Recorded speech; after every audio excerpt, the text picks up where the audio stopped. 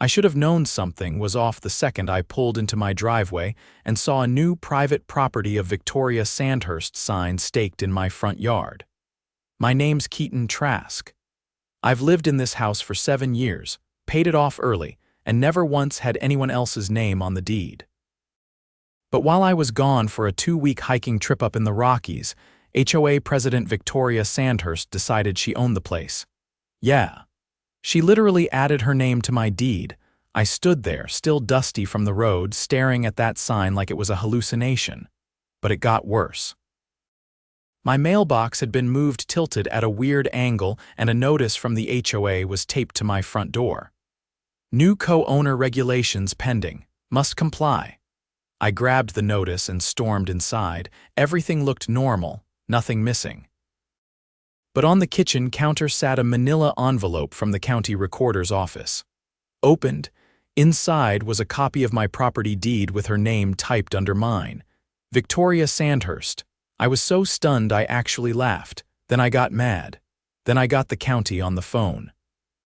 "Sir," the clerk said, "this transfer was processed with a notarized quitclaim deed. You signed it." "No, I sure didn't," I said, "and I was in Colorado, no internet, no mail access, no way to sign anything." "Well," she replied, "it's signed and notarized. You'll need to file a fraud report and contact the sheriff's office." I hung up and grabbed my laptop. I already had a security camera pointed at my front porch. I pulled the footage from the 2 weeks I was gone, and sure enough, on day 5, Victoria strutted up with a man in a cheap suit, waved some papers in front of the doorbell cam, and faked a signature. The guy nodded, stamped something, and they both walked away like they'd just won the lottery. I called the sheriff's office and they sent a deputy that afternoon. Officer Darden, real no-nonsense guy, I showed him the fake deed and the footage. "Yeah," he said, "that's fraud." "Can she really just walk up and claim half my house?" I asked. "She can try," he said. "But she's about to regret it." He took the footage, made a copy of the forged deed, and nodded. "We'll run the notary's credentials. If it's a fake, we've got a case." I thought that would be the end of it. I thought Victoria would back off, apologize, maybe blame it on a clerical error. Wrong. The next morning, she was standing in my front yard in a ridiculous sun hat, barking orders at a landscaper. "Trim those hedges, and pull the weeds along my side of the driveway." I stepped outside. "Victoria, step off my property." She turned slowly, lips pursed in that smug little HOA way. "Keaton, you can't talk to me like that. I'm a co-owner now." I held up a copy of the security footage on my phone. "You're a felon now." She froze, literally stopped breathing for a second, then tried to recover. "That footage is inadmissible. You didn't have my consent. It's my property." "I don't need your consent." That wiped the color from her face. "You're going to jail," I said. "I already filed the report. The sheriff's office has everything." She didn't say a word, just turned and walked off, her little clipboard shaking in her hand, but I wasn't done, not even close. 3 days after Victoria's little power trip in my yard, my lawyer, Darius Kim, met me at the county clerk's office to file a formal declaration of deed fraud. Darius was a sharp pit bull in tortoiseshell glasses, the kind of guy who could find a loophole in a granite wall. I'd found him through a buddy at the VFW who'd used him in a property dispute. This was the kind of battle Darius lived for. She used a fraudulent quitclaim deed with a forged signature and a fake notary seal, I said while he reviewed the documents in the waiting area. He flipped a page, then nodded slowly. "This notary doesn't exist. This notary number belongs to a woman in Oregon who died 3 years ago. She's not fake, she's dead." Then how the hell did Victoria get a stamp? Probably bought it online. That's the least of her problems. Filing a forged deed is a felony in this state. She's looking at real time. The clerk processed our paperwork while Darius submitted the fraud report with attached evidence, including timestamps, video footage, and the altered deed. An investigator from the recorder's fraud division was looped in before we even left the building. Back at my house, I noticed something new. A motion sensor floodlight had been installed on the hedge that borders Victoria's property. It was angled directly at my bedroom window. Petty, but on brand for someone unraveling under pressure. I went straight to my breaker box and cut power to the side outlet she'd tapped into illegally, I might add. 10 minutes later, she was knocking at my door like the sheriff of a town that only existed in her head. "You tampered with my property," she declared, arms folded like she was waiting for applause. "You used my electrical line," I said. "That's theft. I'm entitled to reasonable access under the co-ownership clause." "There's no co-ownership," I said. "There's just you, facing felony fraud charges." She didn't flinch this time. Instead, she pulled a folded document from her purse and waved it at me. "I've filed for an emergency injunction. You can't make changes to the property until the judge hears my petition." I took the paper and scanned it. Sure enough, she'd filed a civil motion with the local court. No ruling yet, just a hearing date next week. Darius wasn't surprised when I called him. "She's trying to buy time. That motion doesn't hold up against a criminal investigation, but will show up. Let her walk straight into her own trap." The next morning, 2 sheriff's deputies knocked on her door. I watched from my driveway as they handed her a subpoena. She didn't argue, just stared at the papers with this strange blank expression like her brain had stepped out for air. Later that day, Darius and I met with the county investigator assigned to the deed fraud case, a serious-looking man named Roland Graves. He'd already pulled Victoria's phone records and bank statements through a warrant. What he found made my stomach turn. "She paid a man named Trent Ralston $500 through Venmo the day before the signature appeared," Roland said. "Ralston has a history of document fraud and was disbarred 6 years ago. He's currently under investigation in 2 other counties." Darius leaned forward. "Can we tie him directly to the forgery?" "We already did.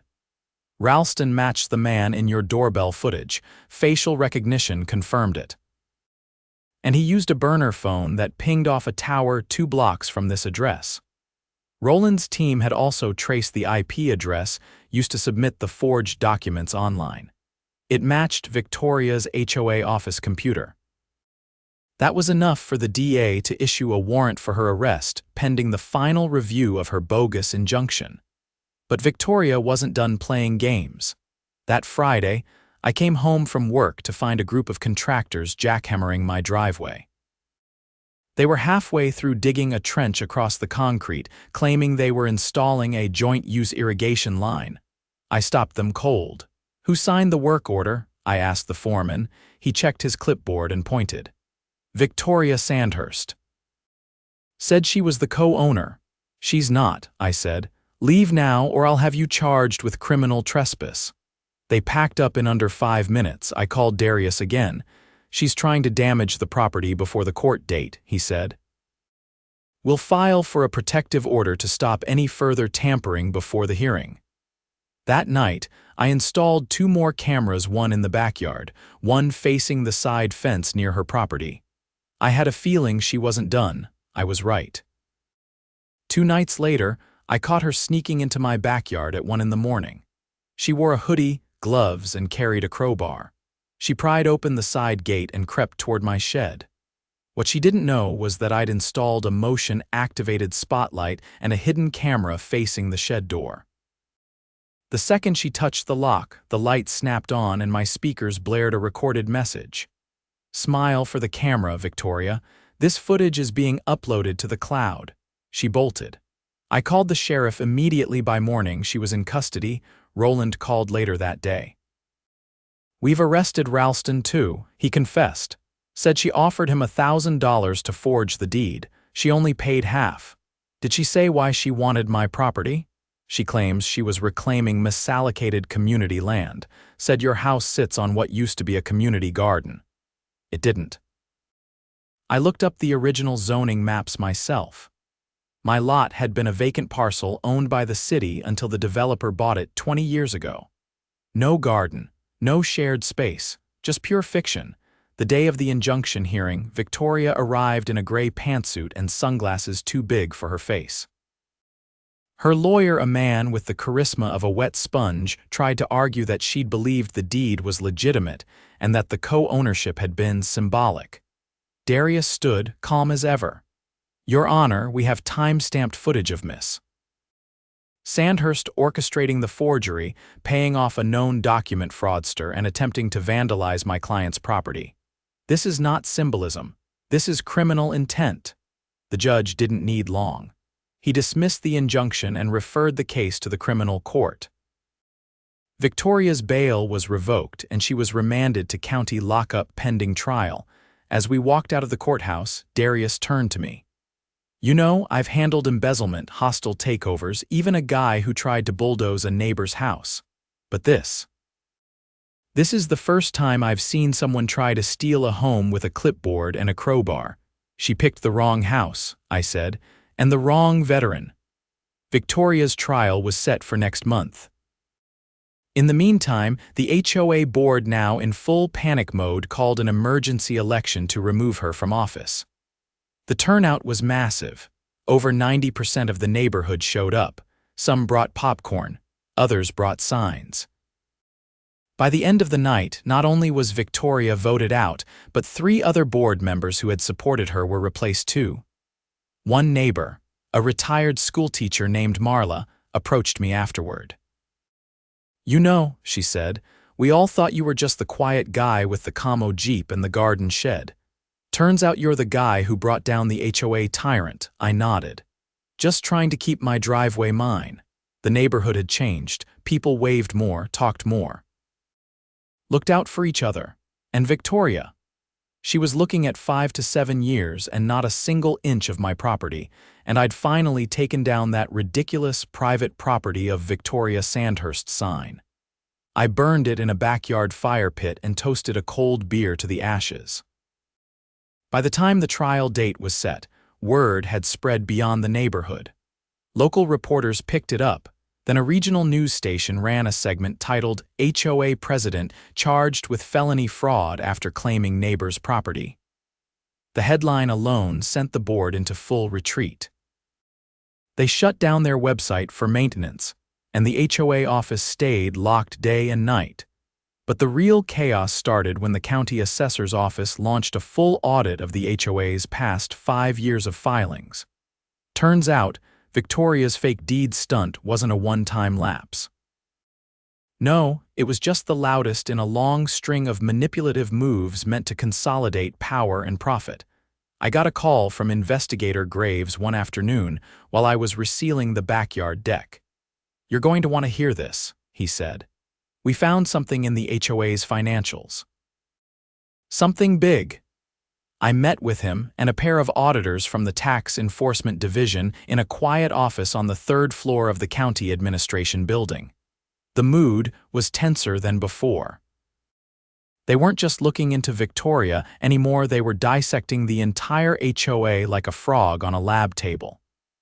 "The HOA has been collecting assessments for a community landscaping fund for the past 3 years, one of the auditors said. "But the landscaper listed in the invoices doesn't exist.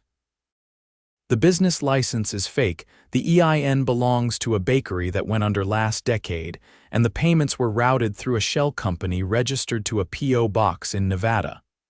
Graves added, "That shell company? It had one authorized signer, Victoria Sandhurst. How much?" I asked. "Just over $270,000. I sat back. "You're telling me she skimmed HOA dues and funneled them through a fake business she controlled?" "That's exactly what I'm telling you." The fraud charges against her were now being bundled with grand theft, wire fraud, money laundering, and tax evasion. And with the new charges came a much bigger problem for everyone who'd enabled her. The rest of the board wasn't just looking negligent anymore. If they'd signed off on those expense reports without verifying them, they might have been complicit. Which is probably why 2 of them lawyered up and stopped showing their faces around the neighborhood. The newly elected interim board led by Marla, that retired schoolteacher who turned into a community whirlwind called an emergency town assembly. She asked me to attend, not just as a homeowner, but as the guy who'd kicked the hornet's nest. The meeting was held in the community rec hall, a beige cinder block box that usually hosted Zumba classes and bake sales. That night, it was standing room only. Marla stood at the front, microphone in hand. "We've confirmed with county investigators that former board president Victoria Sandhurst misappropriated HOA funds, falsified property ownership documents, and attempted to defraud one of our neighbors. We also have reason to believe some of her actions were conducted with the knowledge of other board members." Murmurs rippled through the room. I stepped up to speak when she handed me the mic. "I didn't come here to be a whistleblower," I said. "But when someone tries to steal your house, you start pulling threads. And the more I pulled, the more rot I found. This isn't just about my property. It's about a system that let one person run wild with power and money while the rest of us paid for it." Several neighbors nodded. A few clapped. "I've handed everything over to the authorities. But we need to do more. We need new bylaws. We need oversight. And we need to make sure this never happens again." After the meeting, 3 volunteers stepped up to form a financial oversight committee. Another 5 offered to help audit past vendor contracts. It was like the neighborhood had snapped out of a long sleep. Victoria's trial began 2 weeks later in the county courthouse. I was called as a witness on the second day. The prosecution laid everything out: the forged deed, the fake notary, the doorbell footage, the financial records, even a recorded phone call between Victoria and Ralston that was pulled from his seized burner phone. In it, she'd said, "Once the fake deed's in, he can't do anything for at least a month. That gives me time to finish the irrigation contracts." Ralston had replied, "What if he comes back early?" She'd laughed. "Then I'll make him think it's his fault. He's a recluse." No one will believe him. The jury didn't need much convincing. On the 4th day, the verdict came down, guilty on all counts. The judge ordered her held without bail pending sentencing. The prosecutor recommended a sentence of 12 to 15 years, citing the calculated nature of her crimes and the betrayal of public trust. She showed no emotion as the verdict was read. No tears, no apology. Just that same cold detachment she'd worn when she'd trespassed onto my property like she owned it. But it wasn't over yet. The county issued a lien against her personal assets to begin recovering stolen HOA funds. Her house, yes, the one 2 doors down from mine, was seized. Auction notices went up the same week. I watched as her belongings were boxed up and loaded into a moving truck under court supervision. A few nosy neighbors stood on their porches, arms crossed, watching silently as the woman who once barked at them about mailbox paint colors was forced out of the neighborhood in disgrace. Meanwhile, the HOA's entire governing structure was being rebuilt from scratch. Every bylaw was under review. New rules were being drafted to require third-party audits, limit board terms, and mandate open financial disclosures. Marla stopped by my place one evening with a folder in her hand. "We've got something for you," she said. Inside was a formal letter from the new board, declaring me an honorary community advisor. Not a board member, just someone they could consult if things ever started to go sideways again. "We figured if anyone's going to sniff out the next Victoria before she starts printing fake deeds, it's you," I chuckled. "Let's hope there's never a next one." She looked down at the folder again. "There's more. We're also pushing to rename the park on Maple Drive." I raised an eyebrow. "To what? Trask Commons?" I laughed and shook my head. "You don't have to do that. We want to," she said. "Because if you hadn't fought back, none of this would have come to light. We'd still be living under a fraud." I didn't care much about the name. But it meant something to see the neighborhood rally, not just behind me, but for each other. To see people who'd once been silent suddenly standing up, asking questions, taking ownership. That was worth more than any title or plaque. Victoria never spoke a word in her own defense. Not in court, not to reporters, not even during sentencing. The judge gave her 13 years with eligibility for parole after 9. Ralston got 5 and a $75,000 restitution order, the old board members under investigation. 2 were charged with willful neglect of fiduciary duty. 1 made a deal to testify against the others. The rest, They resigned and vanished. The neighborhood moved on. Grass grew back over the trench Victoria had started in my driveway. The co-ownership sign she'd staked into my yard was long gone. In its place, I planted a dogwood tree. Something real. Something with roots. And every time I passed the corner where her house used to be, now empty and silent, I remembered just how close I'd come to losing everything. All because one woman thought her clipboard gave her the right to rewrite reality. But she forgot one thing. Property lines are written in ink and I don't scare easy. The last thing I expected after Victoria's sentencing was a letter from the U.S. Attorney's Office. It came in a plain envelope, no return address, just my name and street number handwritten across the front. Inside was a one-page notification. Federal investigators were looking into broader criminal activity tied to the HOA's financial dealings, specifically misuse of federal disaster relief funds.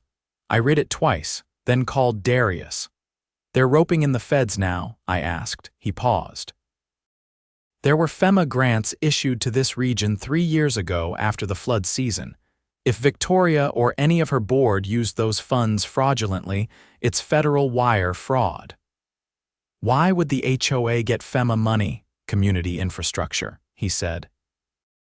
"Drainage systems, retaining walls, storm mitigation. If they filed for assistance as a community entity and then funneled it into private accounts, they're toast." "Not just toast," Darius said. "They're radioactive." 2 weeks later, a black SUV pulled up in front of my house. A woman in a dark blazer and a man with an evidence case stepped out and introduced themselves as federal agents from the Office of the Inspector General.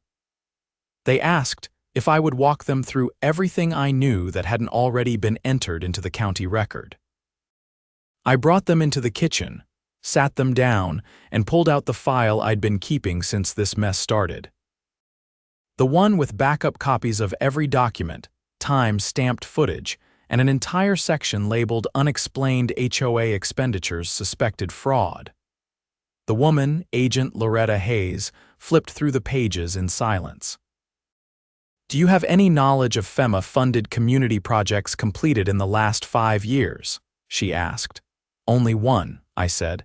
"There's a drain extension on the west side of the neighborhood. It was built 2 years ago." They said it was to prevent runoff from getting into the creek. Was that publicly announced? It was mentioned in a newsletter. No open bids, no signage, and no one ever saw contractors doing the work. The man beside her, Agent Rios, pulled out a folder of his own. Inside were copies of grant applications unsigned, but with digital submission records. Each one listed the HOA as the primary recipient and contained invoices from a company called Clearstream Municipal Services. "Know them?" Rios asked. "Never heard of them." "Because they don't exist," Hayes said. "They were registered to a UPS mailbox in a strip mall in Reno. We traced the account holder, an alias used by a former board officer, the same one who approved the landscaping fund withdrawals." I leaned back. "So it wasn't just Victoria?" "No," Hayes said. "She was the face, but this was a network. At least 3 former board members were involved. One's already skipped the state. We've issued warrants." The next morning, news broke that the Department of Justice had filed federal charges against 2 former HOA board members' embezzlement of federal funds, conspiracy to commit wire fraud, and obstruction of justice. Another board member had agreed to testify in exchange for immunity. That same day, the county sheriff's office executed a second round of search warrants on 3 homes in the neighborhood. One belonged to the treasurer who'd quietly resigned 6 months before Victoria's arrest. It turned out the storm drain project had never been built. The pipe extension, just a section of PVC and a false permit number. The funds totaling nearly $400,000 had been laundered through shell corporations and withdrawn in cash installments over 18 months. I watched them haul out boxes of evidence from those houses' hard drives, accounting ledgers, even a safe that took 2 deputies and a crowbar to crack open. Inside, bundles of cash rubber banded in stacks, a USB drive, and a handwritten ledger titled HOA Ops Legacy Plan. The neighborhood didn't just shift after that, it transformed. The interim board, now fully elected, voted for a full forensic audit funded by a civil settlement from the county. They also passed a new charter limiting the board's power over individual property rights. All future financial decisions required a public vote. No exceptions. Marla visited me again, this time with a city council representative. "We're submitting a proposal to dissolve the HOA entirely," she said. I raised an eyebrow. "Is that even possible?" "With a community petition and a 2/3 vote, yes," the councilwoman replied. "Given the criminal violations and the federal charges, the city is ready to support the motion." The vote was scheduled for the following Saturday. It was held in the same rec hall where Victoria's era had unofficially ended. This time, the energy was different. People brought kids, dogs. Fold-out chairs and casseroles. When the ballots were counted, the results were unanimous. Every single homeowner voted to dissolve the HOA. The city absorbed maintenance of the common areas, and a new neighborhood council, strictly voluntary and advisory, was formed to handle minor concerns like event coordination and block watch programs. The final act of the newly disbanded HOA was to award restitution from the recovered funds. Every homeowner received a partial refund on years of misused dues. Mine came with a typed note from the new treasurer. "We know it doesn't undo what happened, but we hope it helps." I used the check to build a new garage workshop, complete with reinforced locks, a full camera system, and a steel door with a keypad. Victoria's house didn't sit vacant for long. It was purchased at auction by a young couple who'd heard about the neighborhood but didn't realize just how wild things had gotten. They knocked on my door a week after moving in. The husband asked if I'd heard of any local drama. I tried not to laugh. "You could say that. But it's over now." "You the one who caught the HOA lady?" the wife asked. I nodded. "Legend," she said. "The city eventually approved the park renaming, Trask Commons. I didn't make a big deal about it, didn't invite reporters or give a speech. I just walked past it one evening while walking my dog new pup, Rescue, named Radar, and saw the plaque shining under the lamplight. I stood there for a bit, watching the wind move through the grass, listening to the sound of kids laughing on the swings. No more forged deeds. No more clipboard tyrants. No more HOA power plays, just neighbors, talking again, watching out for one another. And one guy who'd learned that sometimes, the only way to protect what's yours is to dig in, document everything, and make sure the people who think they're above the law get brought straight down by it.